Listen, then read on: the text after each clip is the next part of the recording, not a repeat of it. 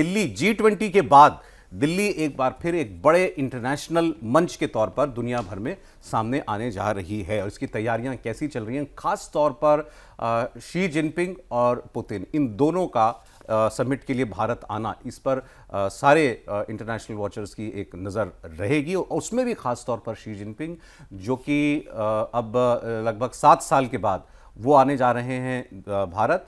प्रधानमंत्री नरेंद्र मोदी ने पिछले साल ही SCO समिट के लिए चाइना का दौरा किया था। मुद्दे क्या हैं उनकी बात भी हम लोग करेंगे, लेकिन पहले चाइनीज़ प्रीमियर शी जिनपिंग और राष्ट्रपति पुतिन इनका भारत आना लगभग तय माने, क्योंकि डोभाल साहब जो है वो चाइना में ही हैं इस वक्त और विदेश मंत्री वो रूस में हैं।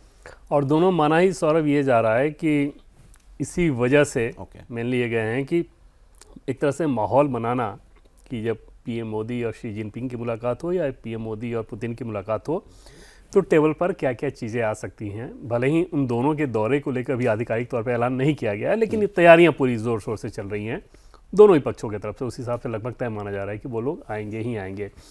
पहले चाइना वाले संदर्भ में अगर बात कर ले, ज़्यादा बड़ी बात है, वो ज़्यादा बड़ी बात इस लिहाज से है कि रशिया के साथ आप एकदम से कंफर्टेबल ट्रैक पर हैं, बिल्कुल चाइना के साथ कंफर्टेबल ट्रैक पर नहीं है। तो चीन के साथ जो भारत की नीति है उसको आप देखेंगे तो एक कॉम्प्लेक्स सिचुएशन है।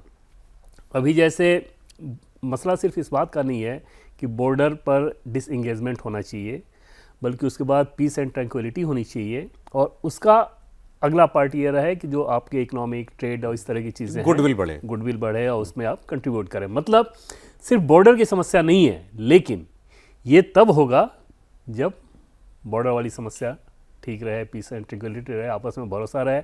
उसके बाद आप सोचेंगे कि बायलैटरल इश्यूज़ को कैसे देख रहे हैं, रीजन के इशू को कैसे देख रहे हैं और ग्लोबल प्लेटफॉर्म पर आप कैसे उसमें एक दूसरे से सामंजस्य रख रहे हैं। चीन के साथ भारत की नीति स्वरूप जो समझ में आती है वो ये कि एक आप कह सकते हैं कि बहुत कैलिब्रेटेड अप्रोच वाले कॉम्पिटिटिव पार्टनरशिप जो होता है ना, उस रूप में।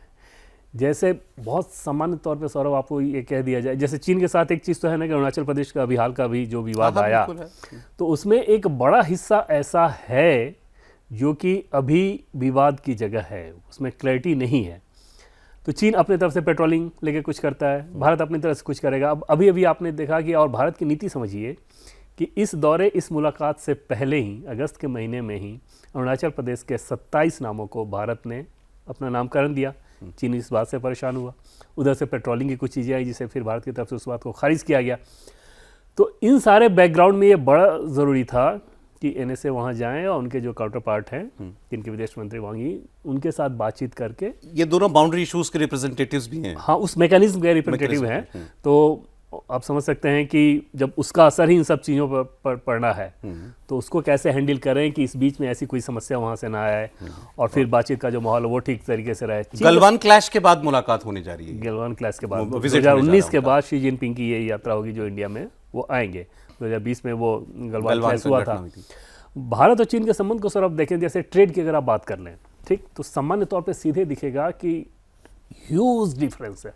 $100 बिलियन का डेफिसिट है, 110 के आसपास अगर आप देखें तो 132 के आप इंपोर्ट करते हो और 120-22 के आसपास एक्सपोर्ट कर रहे हो।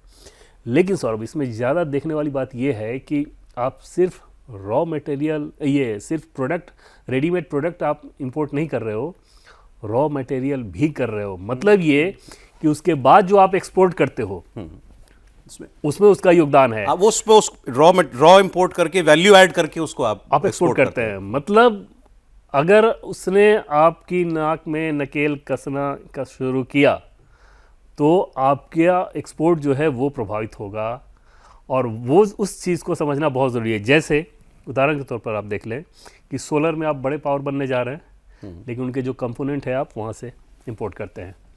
मोबाइल में आप बड़े पावर हैं एक्सपोर्ट में, लेकिन कंपोनेंट है वो आप वहाँ से लेते हैं। टेलीफोन में आप बड़े पावर बनने जा रहे हैं, कंपोनेंट आप वहाँ से लेते हैं। दवा जो आप बनाते हैं उसमें बहुत सारे केमिकल वहाँ से लेते हैं। अगर आप उसको यूरोप से लेंगे तो कई गुना कीमतें बढ़ जाएंगी, फिर आप कॉम्पिटिटिव मार्केट में टिक नहीं पाएंगे।